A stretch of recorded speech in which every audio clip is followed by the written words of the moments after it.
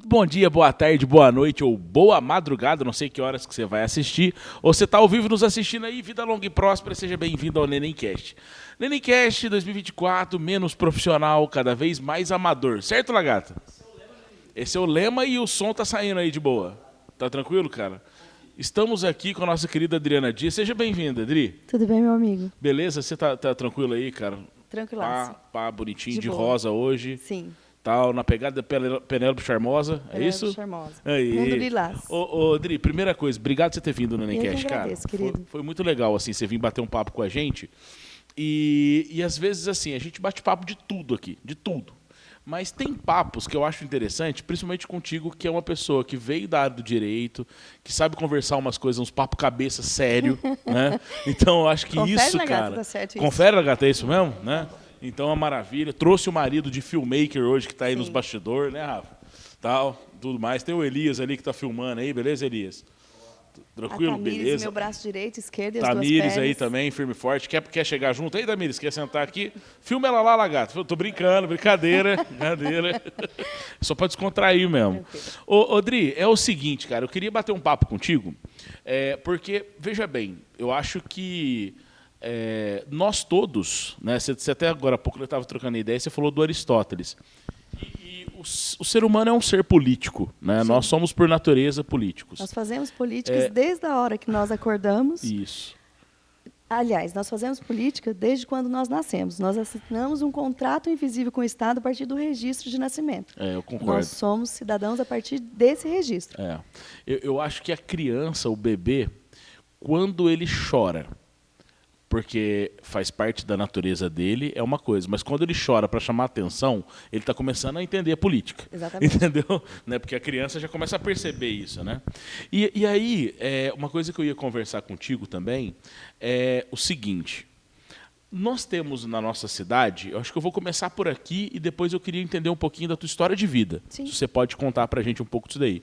Mas eu vou começar por aqui primeiro. Sabe aqueles filmes quando tem uma cena e depois vai lá no passado para explicar, para chegar na cena de novo? Sim. Eu vou fazer dessa forma contigo. Eu não sei se para você, o que é para você, né? Você vê uma Câmara Municipal hoje com somente 15 homens, né, nós temos hoje na Câmara Municipal. Na gestão anterior, nós tivemos 14 homens e uma mulher. Né? Em outros períodos até tiveram ali 2 ou 3 mulheres nas cadeiras de representação. Mas, de qualquer maneira, né, a gente vê que a participação feminina dentro de uma eleição como agente política é muito ínfimo aqui na nossa cidade. Não estou falando mal de Pouso Alegre, porque isso é uma questão do Brasil. Na verdade, Pouso Alegre expressa uma realidade nacional. Isso, exatamente. Que a gente... Não foge muito do deputado, do Senado, né? Essa coisa toda, né? Mas desculpa que eu te cortei, pode ir. Não, assim, o que eu penso, antes de falar de mim, eu acho que esse tópico é muito interessante, porque, inclusive, é um lema que eu trago, né? Nós podemos e Pouso Alegre precisa por mais mulheres na política. Sim. E eu acho assim que é uma questão muito séria e muito banalizada. Agora, a gente tem que entender o porquê disso. Porque se nós somos mais de 52% da população votante, por que então não elegemos mulheres para a política? Por que mulheres não votam em mulheres? Por que mulheres não votam em mulheres? Aí, será que é por falta de representatividade, capacitação? O que acontece? Eu vejo 2 nortes aí. O primeiro, justamente, que é um preconceito da estrutura social. Né? Existe essa questão, em que pese também a dificuldade das mulheres em dividir tarefas domésticas e profissionais e tudo mais. Isso é um divisor também. Mas existe uma outra questão que eu acho que isso é um contundente mesmo para determinar isso, que seria o analfabetismo racional. A sociedade não foi preparada para pensar a política de modo sem esses rótulos. Por que não mulher na política? É um ambiente completamente machista, mas a gente vê mulheres se destacando em tantos setores, na área da ciência, na área da pesquisa. Por que não? Porque a mulher ela já tem esse dinamismo. Né? Eu estudo Edith Stein, que é uma filósofa, hoje, né, ela até a Igreja Católica busca esse reconhecimento do doutorado dela, como doutora da Igreja mesmo, pela bibliografia que ela deixou. Desculpa, é Edith Stein? Edith Stein. Para a Igreja Católica, é Santa Benedita da Cruz. Ah, tá. Entendi. Sabe? Mas porque ela se converteu, era judia, se converteu ao catolicismo. E eu vejo, assim, sem, vamos dizer assim, polarização, mas não é um feminismo.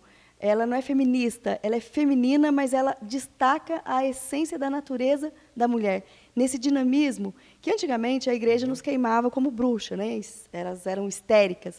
Mas depois a própria ciência, a pesquisa mostrou que isso são características hormonais e capacidades racionais que nós temos e sensibilidade, de modo que não nos limita, ao contrário, nos possibilita ver o mundo de uma outra forma. Entendi. As mulheres, por sua natureza, são dinâmicas, elas conseguem, e eu sou a prova disso, que ter uma carreira solidificada. Hoje eu sou advogada, professora na Faculdade de Direito, eu exerço outras funções como agente política, embora não ainda partidária, agora que eu estou vindo como candidata, mas eu já estava dentro do partido num programa do Defesa Lilás, né, que a gente trabalha justamente com um ambiente de rede como se fosse uma usina de fomentação de políticas públicas voltada para a mulher. Então, assim, eu também tenho essa função, esse encargo. Eu me realizo enquanto mulher em todas elas. Eu não me fraciono. Na verdade, eu me multiplico nessas multitarefas. Então, eu acho assim, existe um preconceito social, né, que acha que nós não daremos conta, que é um ambiente machismo, que política foi feita para a presença emblemática masculina. Mas aí eu penso por um outro lado, porque todo direito tem um avesso, o revés. Por que não nós, mulheres, pensarmos políticas públicas para mulheres? Entendi. Entendeu? Uma coisa que você comentou ali, né? Veja bem, eu penso que não se deve votar em mulher por ser mulher ou votar em homem por ser homem também. Aí que entra né? o analfabetismo racional. Que você comentou. Eu achei isso muito legal que você comentou, porque assim a gente tem que ir um pouco além dessa questão, né, de se não houvessem mulheres aqui em Pouso Alegre com capacidade para exercer tais funções, ok. Mas não é o caso. Né? Por exemplo, assim, eu vejo até o seu caso, né, de conhecimento jurídico, né, que você tem da sua carreira, da sua formação, livro escrito, né, uma capacidade de oratória, uma preparação para embate, que na política a gente sabe que é necessário um embate. Eu já te vi combatendo no sentido positivo, né, no embate com homens e falando de igual para igual com eles ali. Então, veja bem, por que não uma pessoa como a Adriana estar como agente político? Porque política, né, você sempre esteve, né, tanto na participação de movimentos, né, do próprio do Outubro Lilás, né, que você está falando, do Movimento Lilás, Defesa Lilás. Na verdade, é o Agosto Lilás. O Agosto também, você sabe né? o porquê do Lilás? Não. O Agosto Lilás, que o Lilás, ele remete à questão da espiritualidade, da sensibilidade. Então, nós temos o Agosto Lilás, que pensa a respeito dessas questões da violência doméstica, né, de mulheres em situações de vulnerabilidade. E aí, talvez, o União Brasil veio com essa plataforma do Defesa Lilás, porque é justamente isso. Que nós, mulheres, nós somos mais sensíveis, por natureza. Né? E Edith Stein destaca muito isso no livro. A potencialidade da mulher ser o que ela quiser ser, onde ela quiser ser. E ela é capaz de ser. E essa percepção que eu tive de por que então, mulheres não estão na política. Quando me perguntam por que a política, eu tive muito esse questionamento mais no ambiente acadêmico, né, na faculdade, entre os alunos, porque eu me afastei da sala de aula para vir para a política por uma questão de ética mesmo. A gente encontra até em Aristóteles essa questão, né, da realização pessoal, da ética pessoal para eu buscar a minha felicidade e depois, quando preparada, exercer a busca, né, da polis, né, para devolver para a sociedade naquilo que eu já me preparei. Mas, voltando nessa pergunta, Adriana, por que a política? Aí eu sempre devolvi a pergunta. E por que não a política? As respostas que vêm não são sobre política. As respostas que vinham era no sentido de que a política é muito suja, as pessoas da política... Aí, então, vem a questão. Então, eu tenho a obrigação de entrar para a política. Porque se eu me vejo como uma pessoa capacitada, com valores, com princípios que norteiam não só a minha vida pessoal, mas a minha vida profissional e a preocupação com os meus entes, os meus familiares, os meus amigos, esse senso de justiça que eu tenho, então por que não na política? Já que está tão desmoralizada, sabe? E eu confesso para você que, antes de tomar essa decisão, como católica que sou e os valores que eu tenho, eu não ia procurar o Papa em Roma, porque seria muito difícil, mas eu procurei o Dom Magela para nós termos um discernimento, sabe? Eu falei assim, dentro da hierarquia da igreja, e eu conversando com ele assim, tranquilamente, que eu queria entender se isso, de repente, em algum momento, não me traria alguma posição de que, tipo, preciso largar disso, porque eu não gosto de largar das coisas que eu pego. Inclusive, quando eu casei com o Rafael, o Padre Jesus falou assim, fala uma qualidade da Adriana. O Rafael disse, a persistência. E eu trago isso na minha natureza mesmo, enquanto ser humano, enquanto pessoa. Eu não desisto das coisas. Talvez o que as pessoas veem a Adriana forte, aguerrida, é porque nas adversidades eu vejo um impulso. Eu não utilizo isso como uma causa limite. Eu não posso fazer isso. Não, peraí, isso me desafia. Então, eu preciso ir além. Então, quando me questionaram por que a política, e eu me vi dentro dessa situação, conversando com outras pessoas, né, mais espiritualizadas que eu, que poderiam me dar uma visão, o Dom Magela foi muito sereno de dizer que a visão, inclusive, do Papa Francisco é que nós, cristãos, precisamos nos envolver com a política, porque fazer política é o maior gesto de caridade, desde que você utilize a política para servir as pessoas e não se sirva dela. Então, assim, dentro desses questionamentos que eu já havia dentro de mim, que eu estou preparada. Poxa, até agora eu vim buscando realizações pessoais. Nunca busquei ser afortunada, mas o meu sonho era a sala de aula. Eu cheguei na sala de aula pelo direito, mas eu nunca quis ser advogada, entende? E aí, em que pese, na advocacia, eu tenho me destacado muito. Eu fui delegada de prerrogativa, participei do conselho seccional, não vim nas eleições da OAB aqui como presidente da nossa seccional em razão de questões pessoais, familiares, de doença na família, mas então, quando eu me vi na possibilidade de me realizar pessoalmente em sala de aula, através do mestrado, que me possibilitaria o ingresso na docência, não perdendo a bagagem que eu trazia do direito, eu me senti realizada, de verdade. Eu falei assim, pô, me encontrei, eu posso morrer fazendo isso. Que legal, cara. Porque, para mim... Você achou o bichinho que te pegou da assim, sala de aula. Sim, e a primeira coisa, porque isso já veio da experiência da advocacia, né? Porque, o que é o advogado? O advogado, ele permite, advogar, dar a palavra. Aquele que está cerceado, que o direito não foi cumprido ali na sua essência para ele, né? Porque todo mundo tem direito, mas quando ele é prejudicado, o advogado é aquele que vai buscar devolver o direito para aquele cidadão, para aquela pessoa. Então, eu sempre, em todas as circunstâncias, eu estou lidando com alguém que está no prejuízo, seja emocional, financeiro, de relação familiar, empresarial, alguém levou algum problema aí. Porque nós não temos no Brasil a ideia do direito à assessoria, sabe? Então, ele é jurisdicional mesmo, a judicialização, ele não é o direito preventivo. Perfeito. Então, dentro dessas situações, eu sempre busquei não tratar as pessoas de modo que elas me vissem com superioridade. Tipo, poxa, eu lido com muitas situações ali de divórcios, né? E aí as mulheres chegam no meu escritório e como é que eu vou olhar para ela se ela já está ali numa situação de que, de repente, algumas situações de agressão física, fragilizada. E aí eu vou estar lá maquiada, empoderada, e eu não gosto dessa palavra empoderamento, porque eu acho que quando você fala em empoderamento, alguém está te dando poder. Eu me sinto poderosa. Então, assim... Tem uma música, né, que fala disso, né? Tem. Das Poderosas. Ah, sim, a música, né? Tem. Mas eu, assim, porque eu acho que quando eu falo assim... O Lagata dança essa música também. Então. Vai ter que dançar no final. Vai ter que dançar no final. Mas, assim, quando eu escuto essa música, quando eu escuto essa palavra, empoderamento, alguém está me dando poder. Não, eu me entendo que eu tenho poder. Porque o poder não é aquele poder autoritário. O poder é a autoridade de modo que você possibilite o outro chegar a algum lugar ou fazer alguma coisa. E quando essas mulheres me chegam no escritório, a primeira coisa que eu falo, tudo bem, tudo bem. Ai, doutora Adriana. Eu falei, não, é Adriana. Eu tiro doutora, para não causar esse impacto. Porque Esse distanciamento. Sabe, essa diferenciação. Então, eu tento trazer a pessoa de modo que ela me veja como ela.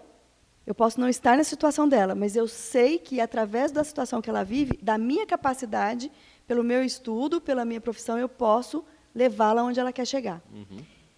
Eu levei isso para a sala de aula. Quando eu cheguei, o pessoal tinha um distanciamento. A doutora Adriana, 20 e tantos anos de advocacia, então, aquela reverência.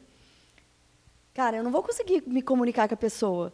Muitas delas que eu vejo ali estão buscando a educação para se firmar, não só pessoalmente, mas profissionalmente, financeiramente. Né? Existem vários desníveis ali, sociais, de série de idades. Então, a sala da faculdade de Direito é muito, vamos dizer assim, plural. E aí eu tinha que falar uma língua só, a minha língua enquanto professora, mas que eu me comunicasse com todo mundo, com todos eles. Então, eu falei assim, não dá para eu falar como advogada. Eu vou ter que me vestir de novo como aluna. Como é que eu gostaria de ter um professor? E aí eu pensei na Adriana advogada. É olhar o outro e falar assim, não vou falar um palavrão aqui, mas sabe aquele cara FDP que te joga na piscina e você não sabe nadar? Primeira coisa, em dia de sala de aula, eu falava, gente, sabe aquela pessoa que você não sabe nadar e te joga na piscina? Sou eu. Aí vem a pergunta, tá, e se eu não souber nadar? Esse mesmo cara vai estar ali do outro lado para te puxar. Porque eu já fiz esse percurso. Então, a gente vai fazer novamente juntos. Eu tenho que ter força suficiente para te tirar. Então, eu já fiz esse caminho. Eu vou te dar a mão e nós vamos aprender juntos esse seu percurso, dentro da sua realidade. Porque vem de escola pública, vem de escola particular. Então, existe essa diferenciação. Entendi. Então, eu precisei me fazer, não, vamos dizer assim, não igual, porque eu não vou conseguir, pela idade, pela diferença, né, de aprendizado, pela vivência de escritório, mas, ao contrário, ao invés de tentar fazer com que eles chegassem a mim, eu cheguei a eles primeiro, dentro da realidade de cada um. Vendo a necessidade de cada um, eu pude, então, entender qual professora eles precisariam em sala, para que depois a gente traçasse junto. A minha meta não era ter juízes. Isso eles vão fazer depois da faculdade, eles vão buscar outros cursos, a pós-graduação. A minha meta era capacitá-los para a prova da OAB, porque a gente sabe que era uma realidade e eles precisam disso, mas muito mais que isso. Eu queria ajudá-los a serem profissionais, enquanto advogados, delegados, juízes humanos. Parece redundante isso, né? Você querer humanizar o humano. Mas a gente precisa disso. E aí, com esse olhar, acho que foi construindo a Adriana agente política. Porque, embora eu já estudasse política, eu já escrevi artigos dentro de trabalhos acadêmicos de filosofia política, né? Tem um livro que trata mais de democracia, mas também eu busco filósofos que nem é da área do direito, mas Habermas. Você foi indo para a prática, Exato. isso. Você foi tentando entender. Eu fui me capacitando, talvez, me criando, sabe? Mas tateando o real agora, né? Exato. E aí, depois de galgar esse caminho pela pesquisa, pela docência, pela atuação enquanto profissional, eu fui despertando a Adriana agente política. Porque política eu sempre fiz. Eu estava revisitando com Elisa a minha vida, a minha trajetória, e aí eu fui buscar nas minhas redes sociais. Eu sempre fui muito crítica, sabe? Talvez pela minha formação familiar, pela minha referência, que é a minha mãe. Então, eu sempre eu tive um espelho, sabe? Essa Adriana aqui não chega. A Adriana é a Adriana, mas a Adriana é filha da Angelina. Entendi. Então, assim, agora, essa construção foi acontecendo. Eu estou conversando com a Adriana agora, estou conversando com a Adriana Dias, que está aqui. Sim. Né? Eu queria entender agora, a Adriana que está aqui, ela se tornou hoje por causa de um passado. Sim. E como que foi esse passado? Tipo, você é pouso-alegrense? Não, ou você, não. Como é que foi essa tua trajetória? Porque você está aqui agora, sim. eu sei, com toda essa bagagem, sim. né? Tanto no conhecimento acadêmico, na prática, no professorado. Mas como é que começou isso? Vamos falar da Adriana agora. Cara, isso daí Eu fiz uma foto outro dia, está no meu Instagram. que eu tinha feito né, a modificação do cabelo aqui, as mudanças. E aí eu olhei para o espelho, e eu olhei para a Adriana, e eu estava perto de completar meus 50 anos. E aí, olhando aquela foto, eu olhei para a Adriana, não aquela Adriana só que estava refletindo ali no espelho, mas eu acho que eu olhei de um olhar tão diferente, tão introspectivo, e eu fui me olhar lá atrás. E eu olhei para aquela Adriana criança, não aquela imagem que estava refletida, a Adriana lá atrás. E eu falei, cara, que orgulho você tem que ter. Se eu pudesse te falar hoje, te visitar hoje, lá atrás, e falar assim, você tem uma história tão linda, não vai ser fácil, mas talvez... Eu sou muito católica, sabe? Eu sou, de verdade, eu tenho uma paixão por cara lá de cima. Eu perdi meu pai muito cedo. Eu estou te falando assim, mas para você tentar entender que eu não posso ser fruto do acaso. Eu tenho certeza que, com as minhas potencialidades, com o meu meio, eu poderia ter me dado muito mal e ser um ser humano muito ruim, muito mal. Mas o cara lá de cima me olhou e falou assim, não vou perder essa menina, não. Ela tem potencial, eu vou pegar na mão dela, porque se eu usá-la para o bem, ela vai conseguir fazer grandes coisas. Não para ela, mas para as pessoas. Porque, assim, eu perdi meu pai muito cedo, sabe? Você tinha quantos anos, Dri? 5. Ah, muito cedo 5. mesmo. E eu vou falar uma coisa aqui que só pessoas muito próximas a mim sabem disso. Eu sou muito próxima à minha mãe, muito. Até agora, no momento da campanha, algumas pessoas que eu tenho como referência na política me perguntaram se o estado de saúde da minha mãe me atrapalharia. Eu disse, não, ao contrário. Ela sabe desse desejo e ela está comigo em todos os momentos, independentemente da situação hoje na qual ela se encontra. Ela sabia onde eu queria chegar. Eu li, quando o União Brasil lançou aqui em Pouso Alegre, ela sabia que eu teria uma fala, que eu abriria o evento, e eu li a minha fala para ela primeiro. Ela aplaudiu, sabe? Eu falei, eu voto em você. Mas ela nem vota aqui, na verdade, legal, ela vota em Estiva. Mas eu sou natural de Estiva. E em Estiva, eu vivi a minha infância lá, mas, assim, eu perdi meu pai com 5 anos.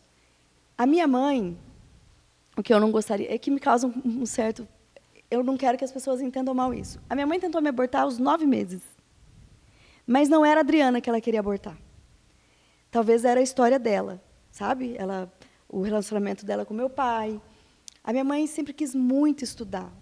E ela sempre teve um temperamento mais forte.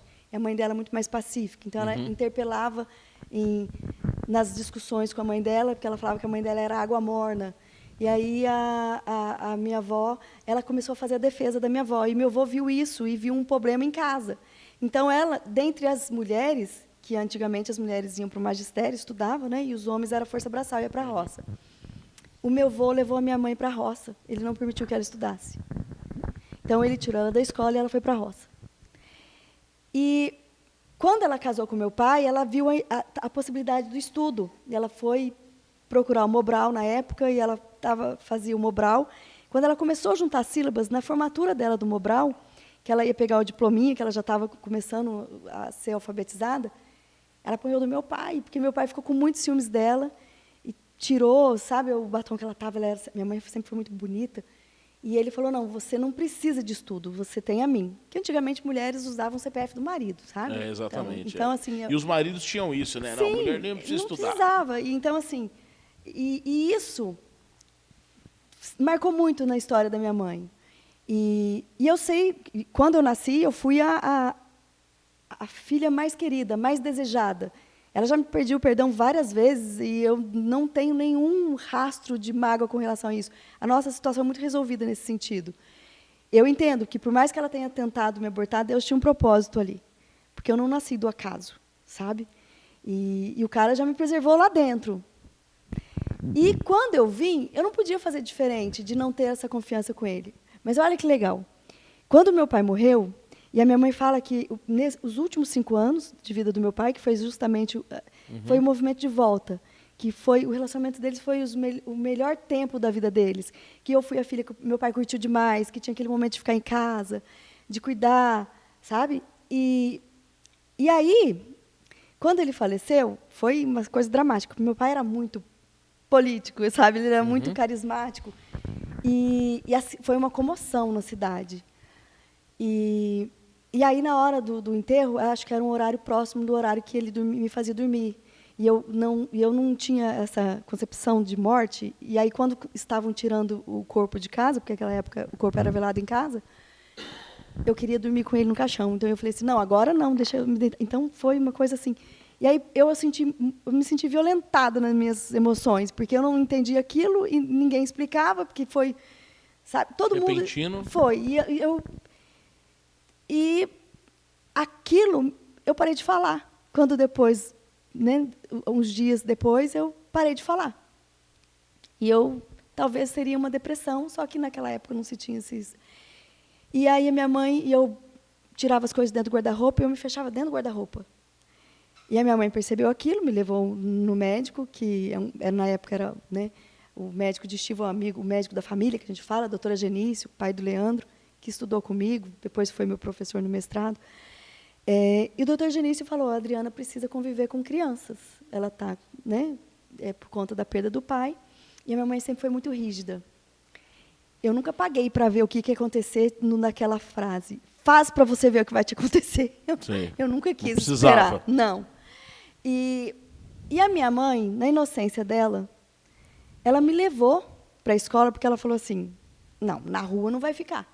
Para conviver com outras crianças, eu não vou deixar na rua. Vou levar ela para a escola para ela conviver com outras crianças. Quando ela me levou no grupo, a dona Santa, que é a dona Anitta, que na época que dirigiam a escola primária lá em Estiva, a minha mãe, ela era uma referência na cidade, sabe? A minha mãe é fantástica, incrível. Ela pode não ter tido a oportunidade de se alfabetizar, mas ela era muito sábia. Ela tinha muitos contatos. Ela, desde os bairros mais periféricos e pobres da cidade até a elite, ela transitava nesse meio. Ela tinha networking. Exato. Ela fazia política sem ser um agente político, sabe? As pessoas não tinham casa, ela batia na casa do prefeito e conseguia casa para as pessoas.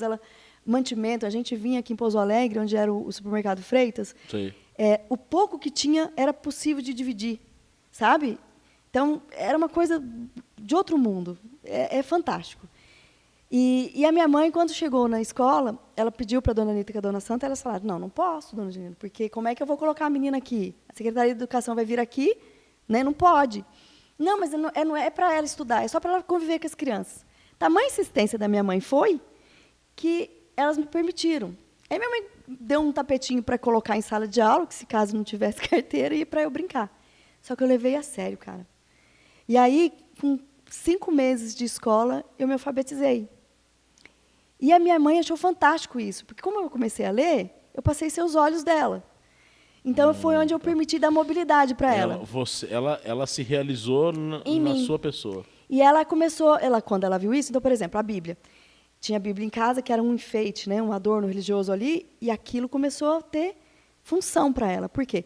Eu não podia segurar a Bíblia, que era muito pesada, ela me sentava na cama, pedia para eu estender as pernas, me colocava a Bíblia no colo e falava, lê para mim. E aí, eu abria a Bíblia e começava a ler para ela. E isso foi em tudo. Por exemplo, minha mãe, a gente ia para São Paulo, porque eu li os ônibus, as coisas, entendeu? Então, com a sabedoria dela e com a minha leitura, a minha mãe criou 12 filhos. Com a leitura de uma criança. Você é a caçula, Adri? Eu sou a caçula. Olha. Não parece em casa. O meu esposo fala que é interessante isso, porque eles acabam que eu virei o marido da minha mãe. Todo mundo foi saindo e eu sempre fiquei, sabe? Entendi. Então, e aí, talvez, isso construiu a Adriana de hoje. Não foi fácil. Eu vendi rifa de garrafa térmica para pagar minha faculdade de Direito. Quando eu olho isso, eu falei, cara... Que força, né? Sabe? Tipo, olhando então, assim, olha, todas as dificuldades... Eu não loucura. tinha chance de dar certo. Quando você olha para sua história, fala, pô, não vai dar certo. Mas aí, por isso que eu falo, que o cara lá de cima olhou e falou, não vai. Então, eu sempre confiei. E isso é sempre na minha vida. As coisas vão aparecendo, eu deixo o Rafael louco, porque às vezes eu falo assim, vai dar certo. Mas você não tem... Vai dar certo. Confia. Se deu esse despertar em mim, é porque algo tem. E se não der certo, eu vou viver o processo. Sabe? Nunca... Quando se vive da forma como eu vejo a vida, de viver intensamente, de reconhecer o extraordinário, você não perde nada nunca, sabe? Então, assim, e aí eu fui me construindo a partir daí. Então, a Adriana cheguei a ter o título como cidadã pouso-alegrense pelo trabalho que eu fiz, embora não agente política, mas políticas, porque eu fiz um projeto de inserção social onde eu consegui dar em Pouso Alegre visibilidade para a mulher negra, porque eu fiz um trabalho de pesquisa para a gente identificar mesmo onde estavam as mulheres negras em Pouso Alegre no mercado. Porque eu via na faculdade, e a gente percebeu, eu conheci a Yara, do Chá das Pretas, que não se vitimizou por conta dessa visão periférica, desse preconceito da estrutura social, sabe? Odri, só te interrompendo aqui rapidinho, eu até te agradeço. Eu conheci a Yara por causa de você. Foi você que levou ela na rádio. Foi. Você lembra disso? disso? Várias frentes de trabalho. Eu lembro de entrevistar você, a Yara, tinha mais uma amiga da Yara, não lembro. A Patrícia e a Andressa. E estavam todas lá trabalhando, sim. tudo. E o interessante E continua delas, até hoje? Depois Como é que é o da projeto? pandemia, deu uma esfriada. Tinha o quintal também, né? Que eles faziam reunião no quintal. O quintal da Yara. Elas eram mulheres empreendedoras. Isso. É porque a gente percebeu, com o trabalho né, da pesquisa, que quanto mais elitizado o ambiente fica, mais branco ele fica. Né? Então, aí eu queria entender.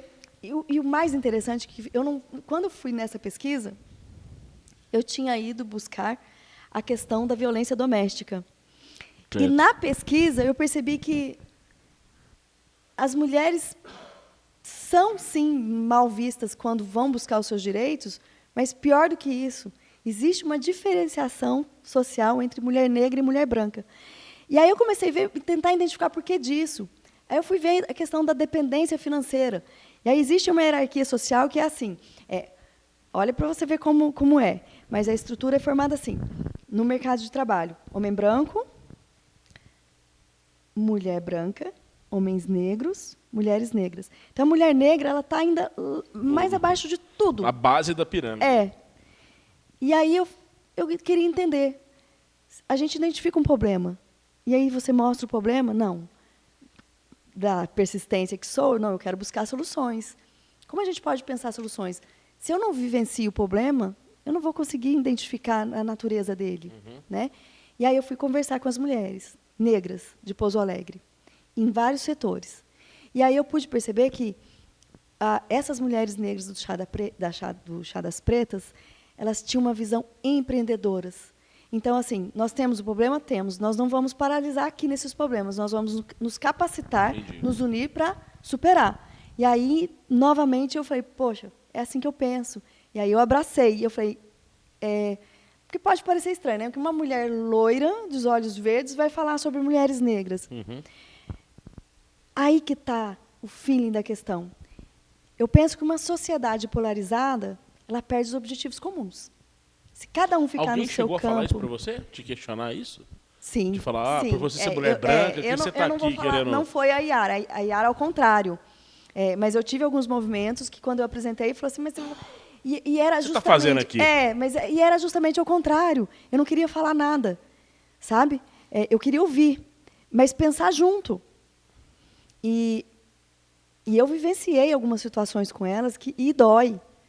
Sabe? Não tem jeito de você olhar para essa realidade enquanto ser humano, independente de cor, sim, e sensibilizar. E se sentir indiferença. Não tem jeito, sabe? E nós fomos em loja.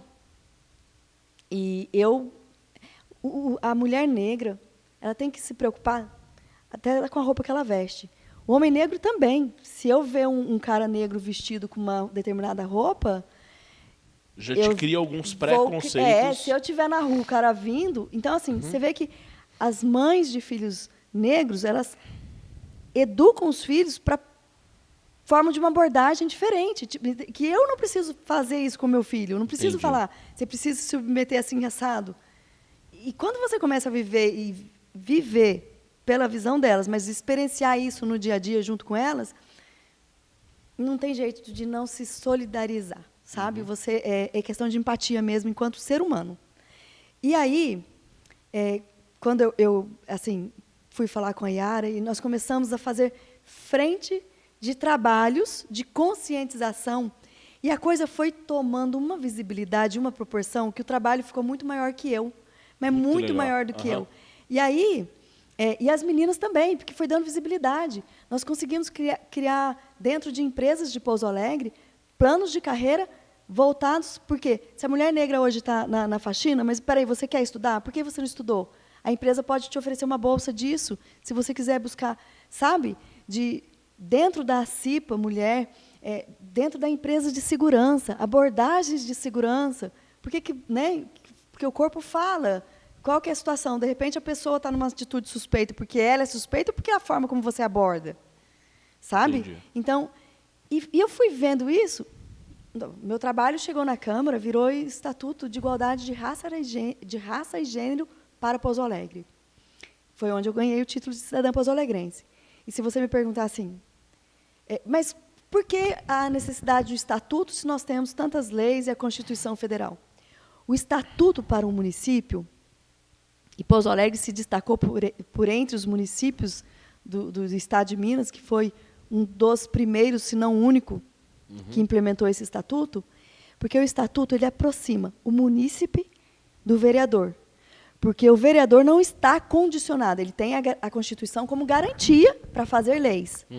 Mas não é uma lei que exige dele ação.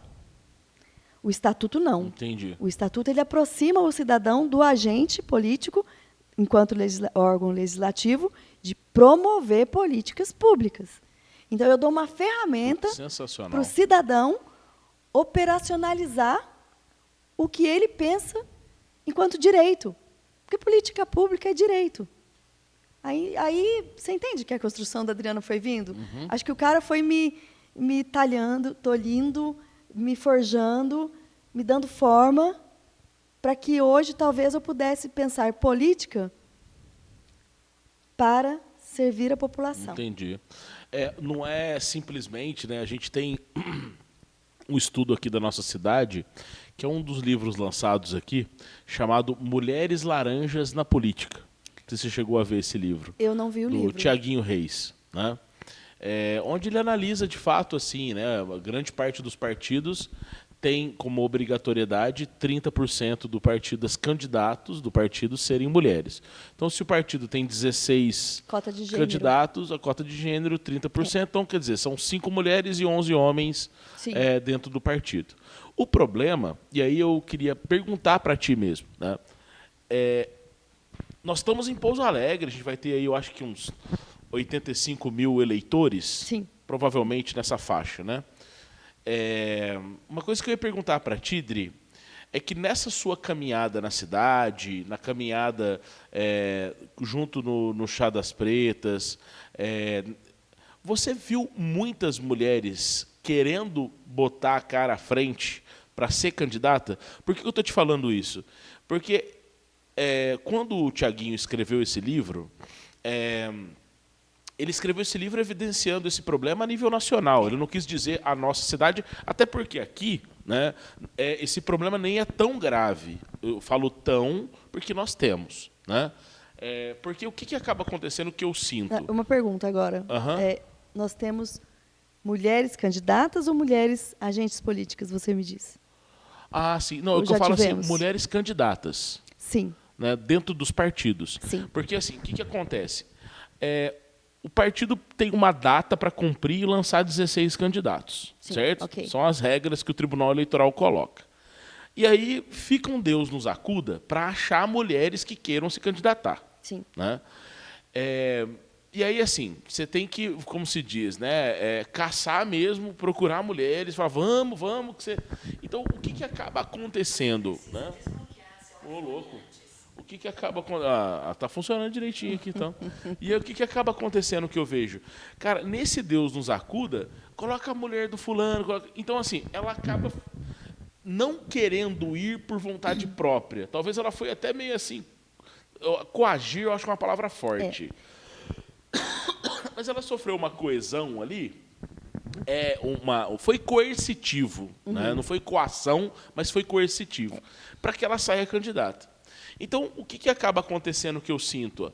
Se não existe essa efetividade, né, precisa começar a incentivar mulheres a participarem. Sim, né? Mas vamos entender assim. Mulher não vota em mulher só porque é mulher. Nós precisamos de representatividade. Beleza. Correto? quando eu recebi o convite para me filiar, eu já estava no partido não filiada, mas dentro do programa Defesa Lilás, correto? Isso Mas- foi quando, mais ou menos? 2002? 2022 agora? Não, foi nós estamos em 24, 2022. 22, né? Mas vamos pensar assim, ó. Vamos partir do início, tá bom? Porque a gente tem que pensar na lei eleitoral. Essa lei, a lei de incentivo da obrigatoriedade da cota da participação da mulher, salvo engano, foi em 2009. Nós estamos em 2024. A lei tem uns 26 anos, mais ou menos, e aí só nos últimos 10 anos, salvo engano, talvez eu possa estar errando com números, mas a questão é, a partir da obrigatoriedade da cota de gênero, ela só foi efetivada quase que 9 anos depois. Teve um interregno de tempo aí que o que aconteceu? Existia, e aí foi se banalizando essas figuras da mulher, porque tinha obrigatoriedade, então eu vou trazer. Então eu vou trazer qualquer uma, não quem quisesse. E não foi se feito uma preparação, uma capacitação, né? A gente sabe que o ambiente é masculinizado. Mas aí nós estamos despontando. Obviamente que no cenário político nós temos ainda mais de 200 municípios que não tiveram nenhuma mulher eleita na última eleição. E Pouso Alegre entrou nesse número, né? E aí a gente vê assim, mas então por quê? Talvez por falta de capacitação, de preparo, de conhecimento. Pode ser, porque mulher não vota em mulher só porque é mulher. Então, nós temos até muitas candidatas, nós temos muitas eleitoras, e por que nós não elegemos? Porque falta representatividade. Não vê a figura da representatividade ali, correto? Ou, muitas vezes, as mulheres que vêm tentando trazer uma igualdade de lugar. Não, eu não quero igualdade de lugar, eu quero igualdade de direito, mas eu quero falar de mulher para mulher. Eu quero pensar políticas para mulheres. Não que a mulher não esteja dentro de uma política de inclusão.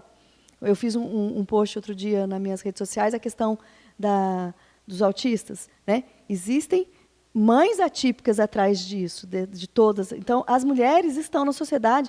Se você não tem uma mulher porque ela é para você se chamar de sua, você mesmo é a sua mulher, porque você tem uma mãe, Entendi. você tem uma irmã, você tem uma esposa. Então, nós estamos na sociedade, nós fazemos parte dela. Por que não estarmos na política, fazendo política para a sociedade? Quando eu falo mais mulheres na política e mulheres fazendo políticas para as mulheres, eu não estou excluindo o homem dessa política. Porque nós somos uma sociedade. Se nós temos direitos iguais, eu estou buscando direito para todo mundo. Tanto para a mulher quanto para o homem, Os para a homens já sociedade. conquistaram, né? Exatamente. Eu estou querendo tirar a mulher só dessa invisibilidade, sabe? Mostrar um protagonismo feminino dentro da política e talvez, por uma questão de espelhamento também, de um lugar de fala. Por quê? Eu posso falar para você, eu estou no União já há algum tempo, então eu conheço a União, eu não conheço os outros partidos, então eu vou falar do União.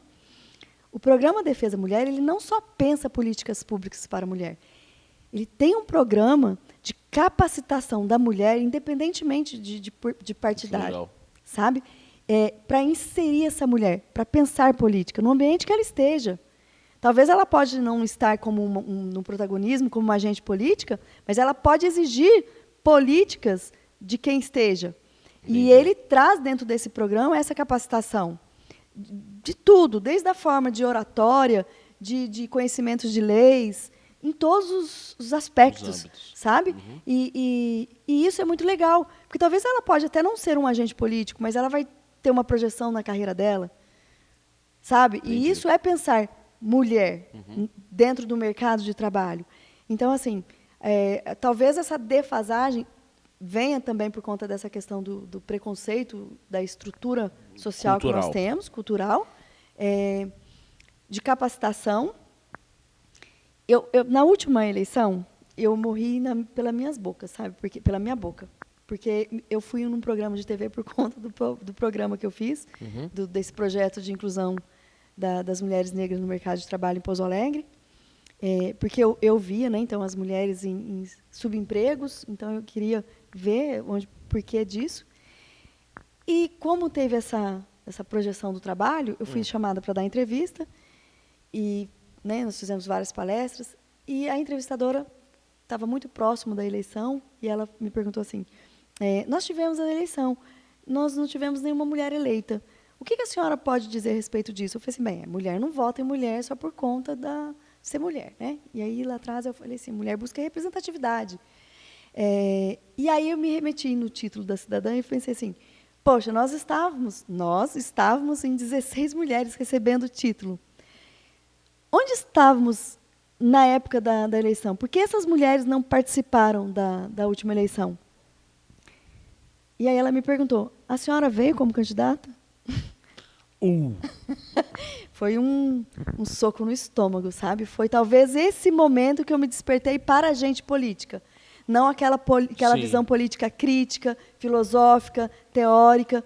Mas mexeu comigo, agora eu vou mesmo. Foi. Entendi. Aí eu falei assim, nossa, eu de fato, eu não. Não fui também. Não, e aí eu comecei. Aí talvez virou a chavinha e esse momento de introspecção me fez olhar para a minha história também e falar assim, por que não?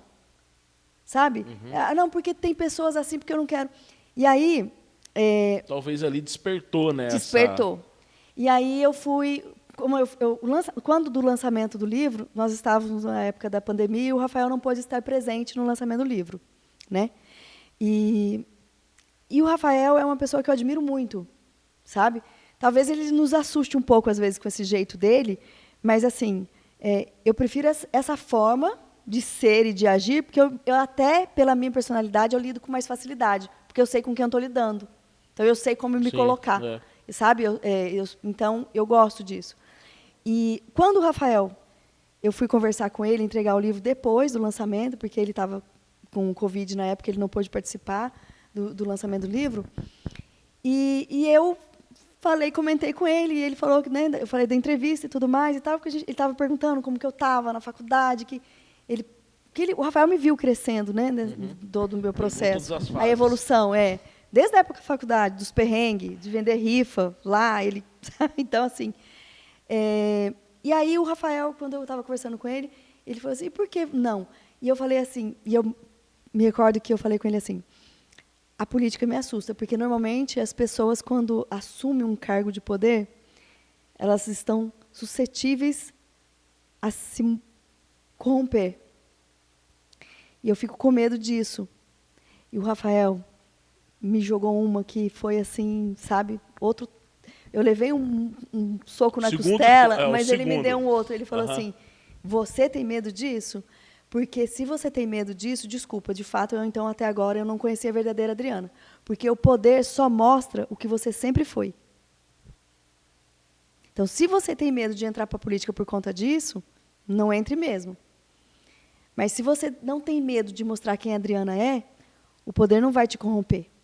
Ele só vai te dar mais capacidade de poder exercer o poder para ajudar as pessoas. E aí, quando ele falou isso, eu falei, é verdade, peraí. Então, se eu sou essa pessoa tão imbuída desses valores e desses princípios, uma coisa que eu não tenho é medo. A minha vida me mostrou isso. Onde eu quis chegar, eu não pude fazer alianças com o medo. Não que o medo não exista, eu só não deixo ele tomar conta de mim. Porque o medo é o contrário do cristão. Sim. Porque, tanto que fala que na Bíblia está escrito 365 vezes, não tenhais medo. Então, o medo ele pode fazer parte da minha humanidade, mas dentro da fé que eu professo, eu não posso ter medo. Então, foi bem, eu não posso ter medo de mim mesma, porque eu me conheço. Talvez as pessoas possam conhecer algumas Adrianas, que elas, né, porque eu sou vista pelos olhos das pessoas. Sim. Mas eu me conheço a mim mesma. E eu sei o quanto eu sou capaz e o quanto eu sou competente para superar os meus desafios. Então, peraí, a política é para mim, sim. Então, talvez está faltando mais Adrianas na política. Entendi. Sabe? Então, esse medo de entrar para a política para se sujar com ela, ou porque é um ambiente sujo, eu não tenho mais. Sim. Porque eu já perpassei por vários ambientes dentro do judiciário, da advocacia e de outras tantas áreas profissionais e pessoais que eu não me deixei abalar. Então, ficou tranquila, tal. Exatamente. Uma coisa que me deixa muito sereno com relação a isso é que a decisão não cabe a mim. Sem dúvida nenhuma. A decisão, a gente só é uma pessoa. Eu fico imaginando assim, os candidatos, eles são bonecos numa vitrine. Sim. São vários bonecos na vitrine. E são as pessoas que vão comprar a gente, não somos nós. A gente até tá ali, pinta o cabelinho, faz uma coisinha bonitinha, faz um arruma, coloca uma roupinha melhor, faz alguma coisa, cada boneco a sua habilidade. Mas são as pessoas que escolhem a gente. Então, assim, o maior tribunal que você possa ter é o tribunal de uma eleição. Né? Porque, assim, você está sendo julgado ao olhar de todas as pessoas. Sim. E você não tem o direito de defesa, às vezes. Não. Né? Mas... E, assim, são elas que decidem. Sim, né? Sem dúvida. O que eu penso hoje, enquanto candidata, nessa questão, talvez não tem quem perde ou quem ganha, tem quem é eleito. Isso. Nem sempre quem é... Naquele momento. E nem sempre quem é eleito, talvez é o que tenha mais preparo, mais capacidade. Eu acho que não. Acho que na democracia tem esses problemas. Mas aí que desafia a questão de por que decidir entrar para a política. É porque eu estou apta para. Então, se essa decisão minha cabe a mim decidir, talvez o medo não seja o medo de passar por isso. Mas estando lá, será que eu estou apta para isso? Então, assim, quando eu falo de medo, não é o medo de entrar ou não.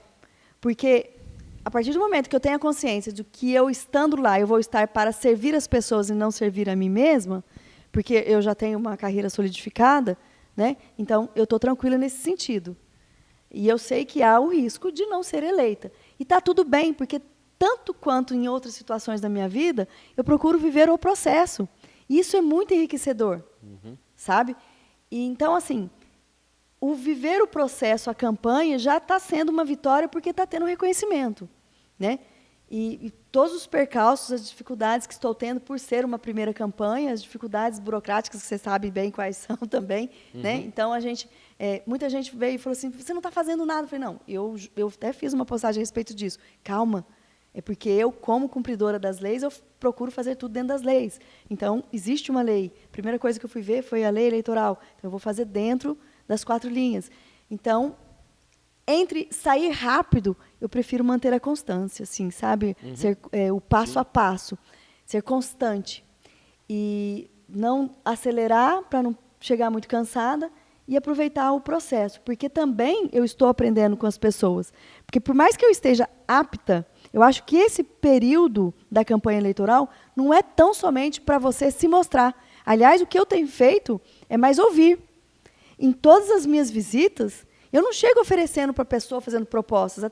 Inclusive, nem apresentei propostas ainda, apesar de tê-las. Mas eu estou fazendo um momento de escuta. Porque, para eu oferecer algo para a população, eu preciso saber o que essa população quer. E como eu estou visitando vários lugares, desde pessoas de várias classes sociais, eu preciso entender qual que é a realidade e o que ela espera. Porque, se eu já estou preparada, eu me sinto apta para estar lá, então, eu preciso entender o que eu preciso fazer quando estiver lá. Porque capacitação para isso eu já tive. Eu não posso, se eleita for, me dar o direito de errar por não conhecer de leis ou como as leis são feitas, correto? Então, eu já sei como fazer política na teoria. Então, agora, na prática, como é entregar essa política? Legal. Como que ela quer, sabe? Então, acho que, sim, numa sociedade tão gourmetizada, né, que os barbeiros de antigamente, hoje está tudo muito gourmet. Então, eu resolvi fazer também uma política gourmet, de ir até o meu eleitor e pensar assim, o que você espera de uma vereadora? E aí, obviamente, dentro daquilo que ela me coloca, eu mostro para ela, e aí sim eu estou montando o meu plano de governo, as minhas propostas, porque eu estou tentando montar de modo que seja coerente com aquilo da minha capacitação me permite fazer, e atuar dentro da realidade de cada pessoa que eu estou ouvindo. E eu não sou, assim, vamos dizer assim, apegada, até como cristã que sou, eu tenho que praticar o desapego. E eu já tenho contactado algumas pessoas que dentro do partido comungam das mesmas ideias que as minhas, que em que pese os meus projetos serem de algumas linhas diferentes, se caso eleita eu não for, eu vou entregar esses projetos para que eles se realizem, Porque o que eu penso é na população, não é na Adriana tão somente. Você se sentiria realizada com eles andando, né? Exatamente, você entendeu? Porque dentro do Defesa Lilás a gente faz isso. Porque você fala assim, Adriana, você tem uma lei lá no Defesa Lilás, mas você ali está só como uma filiada ao partido, mas antes nem era filiada. Eu estava ali como mulher. Uma contribuinte. Como é que virou projeto de lei? Como que isso está sendo? Porque a gente sabe que quem faz lei é o Senado. Sim. Porque você não pode ser apegada. Você joga a ideia ali, você não tem autoria. Mas eu tenho a consciência de que eu contribuí para. E é muito legal. Se você me permite falar desse projeto, e é uma coisa tão simples que eu tive essa percepção no meu dia a dia da advocacia. A mulher vítima de violência doméstica, ela não precisa de advogado. Tá? Então, quem precisa de advogado é o agressor. Já é difícil para a mulher, quando ela é vítima, que ela sofre uma violência, ir para a delegacia. Porque dentro da delegacia, do horário de expediente, tem a delegacia da mulher. Se você vai no plantão, não é uma delegada mulher que vai te atender, é o delegado que está ali. E aí, a mulher já fica fragilizada, os agentes policiais que vão conduzir é homem, o delegado é homem. Por muitas vezes eu ouvi a mulheres, quando eu acompanhava, o que você fez para isso acontecer? Então, assim, nada justifica, mas tem essa pergunta, a pessoa, peraí, ela tenta até justificar o que aconteceu, mas não justifica a agressão. E eu comecei a olhar e falei assim, bem, eu estou aqui com a minha cliente, ela tem uma condição de me pagar. E as mulheres que vêm e não têm esse acompanhamento? Aí eu pensei, dentro do Defesa Lilás, vou sugerir que façamos parcerias entre as OABs e o Estado, de modo que se crie uma lista de advogados ali dativos, né, que existem. Advogados dativos são aqueles que recebem pelo Estado, ou mesmo aqueles que querem fazer só esse primeiro contato de forma gratuita, porque depois existe toda uma outra questão de divórcio, de processo, representação criminal e tudo mais. Aí sim, se a pessoa ela vai ter liberdade para contratar ou não um advogado. Mas naquele primeiro momento, nós criarmos uma parceria entre o Estado e a OAB, que a mulher chegou ali e tem uma lista de advogadas mulheres que foram preparadas para aquele atendimento, simplesmente para dar uma assessoria. Olha, você tem direito de fazer isso, isso, isso, nós vamos te acompanhar no exame de corpo de delito, só para ela não se sentir sozinha. Cara, isso virou projeto de lei, e não no âmbito apenas municipal, a nível nacional. E a Adriana não aparece. Eu sei que a ideia foi minha. Então, assim, esse olhar de desapego... Isso é muito legal, Dri. Sabe, se ver... É um orgulho falar, não precisa do meu nome ali. Não precisa. Mas eu sei que foi daqui que partiu isso. Eu estou transformando a sociedade. Agora, imagina quantas mulheres não vão ser beneficiadas com isso. Exatamente. Né? Então, assim, da mesma forma, eu não sou... Lógico, a gente não entra num pleito eleitoral falando, se eu perder, não, eu quero ganhar. Como tudo na vida. De forma mais honesta, mais justa e competente dentro das minhas capacitações. Uhum. Eu estou disputando as eleições para ganhar. Eu sei que, vou me corrigir, não para ganhar, mas para ser eleita. Mas eu sei que eu dependo de várias circunstâncias que não dependem de mim. Mas, se caso eu não conseguir ser eleita, que daí não foi por um demérito meu, isso eu tenho consciência disso, que eu já me sinto preparada para, mas se, de repente, outras pessoas serem mais vistas, que a sociedade entenda mais capacitada para estar ali, eu tenho total desprendimento de oferecer o projeto para outras pessoas que ali chegarem e falar, vamos embora, pega nisso aqui que você vai dar, porque eu acho que isso é visão política. É quando você não olha para si mesmo, mas você está olhando para o benefício da polis. Sensacional. Agora, partindo para os finalmente, se você pudesse pegar esse telefone aqui e imagina que esse telefone pode ligar para qualquer pessoa dentro do espaço-tempo contínuo. Sim. Agora eu falei de Volta para o Futuro aqui, tá ligado? Empolguei. Mas se você pudesse ligar para qualquer pessoa em qualquer fase do tempo, você pode ligar para pessoas do passado também, tá? Você pode ligar para pessoas de onde você quiser. Só que você só pode fazer uma ligação. Uma ligação. Você só tem direito a uma. Para quem que você ligaria? Você cataria esse telefone aqui, eu vou bater um fio para essa pessoa. Tá. Para quem que você ligaria? Eu vou ligar aqui, segura o telefone que eu vou falar. Aristóteles, dá para me ensinar um pouquinho aqui de política aristotélica? Você ligaria para Aristóteles? Eu ligaria. Cara, eu não li a obra dele toda. Eu estaria sendo falsa. Cara, eu nunca ia imaginar que você ia ligar pro... Eu pensei um monte de gente aqui, mas pro Aristóteles... É que você falou uma. Não, sim, não.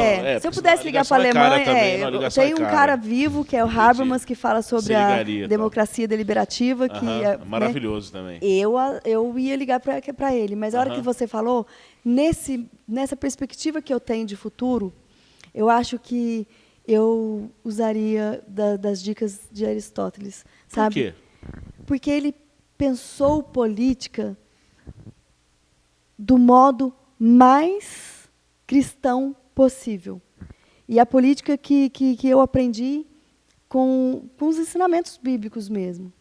Né? Porque eu sirvo a um Deus que não veio para ser servido, que veio para servir. E o Aristóteles fala isso. E o Aristóteles é muito doido, né, cara? Porque assim, ele viveu antes de Jesus, mas ele já tinha uma certa compreensão de algo, né? Sim, aí você vê que o cara era iluminado. É gênio, então, gênio, sim. E aí, por que eu buscaria nele? Justamente por conta disso.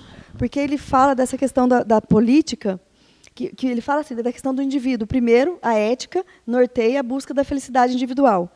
Eu estando, então, já pronto, eu posso buscar essa política para a polis, de modo a buscar a realização da felicidade para todos. Porque política é isso. Né? Porque você não precisa da ética isolado, sozinho. Correto? Sim. Você exercita a sua ética dentro da polis. Da polis. Então, eu vejo que a política é você utilizar da ética para fazer política. Sabe? Muito da hora, cara. É que assim, você me surpreendeu aqui na ligação, sabe? Tal. E Odri, muito obrigado, cara, por você ter vindo aqui no NenenCast. Foi um papo, assim... Eu nem vi o tempo passar. Eu acho passar. que é um dos papos mais cabeça que a gente teve. Deve estar dando 1h10, 1h20. 1h05? 1h05. 1h10, ali, quase, hein, Lagarto? Tal. Ó, só para aproveitar aqui o nosso... Eu só queria pedir para você também, antes de encerrar, depois você falar as suas redes sociais para a gente, tá? Eu vou falar, e é isso que eu queria tocar. Justamente por conta de buscar trabalhar nas 4 linhas, eu não tinha ainda uma página política. Então, pelas leis eleitorais, né, por conta das últimas eleições que nós tivemos, a lei eleitoral desse ano mudou muito. Então, o impulsionamento só é permitido para quem já estava cadastrado pelo Facebook, no Meta, isso, há mais de 30 dias. Então, talvez eu não consiga, em tempo hábil, eu criei uma página, um site, nós estamos vendo isso, para poder fazer o impulsionamento. Mas talvez eu não consiga. Então, eu vou pedir para que as pessoas me sigam nas redes sociais, para que a gente fure a bolha, sabe? Para a gente sair da cápsula, então, curtir, impulsionar, mandar para o coleguinha, para a tia, para a mãe, para o amigo, para que a gente possa mesmo tornar visível para as pessoas o meu nome. Mas, mais do que isso, as minhas propostas. Porque ali, quem conhecer um pouquinho da Adriana, eu estou tentando estreitar a comunicação com os meus eleitores. Eu disponibilizei o número do WhatsApp para as pessoas conversarem diretamente comigo, para eu apresentar minhas propostas. Mas eu estou nesse campo que eu estou falando para você, eu estou criando um diálogo de ouvir primeiro. Né? Certo. Mas, assim, para as pessoas me seguirem nas redes sociais e impulsionarem por mim, porque eu vou precisar do impulsionamento orgânico, até que tudo se adeque. Porque eu vou ficar num tempo muito curto. Porque como existe esse tempo de 30 dias, já passaram-se 15, mas eu só vou ter daqui 15 dias para frente para começar a impulsionar isso. Uhum. Então, eu vou ficar com um tempo muito curto, sabe? Tá. Mas eu gostaria de pedir para quem está nos assistindo E qual que é o Insta? Pelo Instagram, eu estou como adriana.smdias. Você coloca depois, Lagatão, no link embaixo, tá? Beleza, que daí já dá para seguir a Adri. Isso, e aí vai ver as propostas lá também nas redes sociais. Uhum. Né? Mas conhecer um pouquinho da Adriana. Ali nas minhas redes sociais, o pessoal falou assim, você precisa limpar a sua rede social. Eu falei, não, quem votar na Adriana é a Adriana de antes, durante e depois. Eu não estou criando personagem. Então, eu não modifiquei as minhas redes sociais. Uhum. Vai estar ali as minhas... A Adriana, sabe, toda. A católica, a mãe, a filha, porque eu faço postagens da minha mãe. O Rafael, eu estou com ele há 34 anos, meu esposo. Então, assim, tem muitas coisas ali. Eu acho que um relacionamento é feito não junto, mas unido. Porque o junto, você pode juntar arroz com feijão e eles não se misturam. Mas quando você está unido, aí você faz um só. Então, eu com o Rafael, a gente conseguiu construir essa união há 34 anos. Então, ali nas minhas redes sociais vai ter declaração de amor, mas também vai ter tópicos críticos de política, vai ter a Adriana professora, sabe?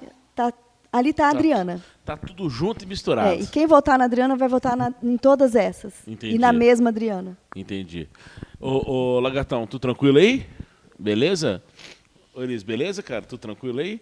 Ô, Dri, muito obrigado pela presença, viu, cara? De coração. E tamo junto. E tamo junto. E a galera que acompanhou esse Nenemcast, cara, muito obrigado de coração. Vida longa e próspera. E Como é que é a mãozinha? É a mãozinha assim, ó. Tá, dá pra abrir? Cara, ela é Lilás, tracker. Tá, tal, vamos... descendente vulcana ela. E a gente menos profissional, cada vez mais amador. Certo, Lagata? Valeu. Tchau.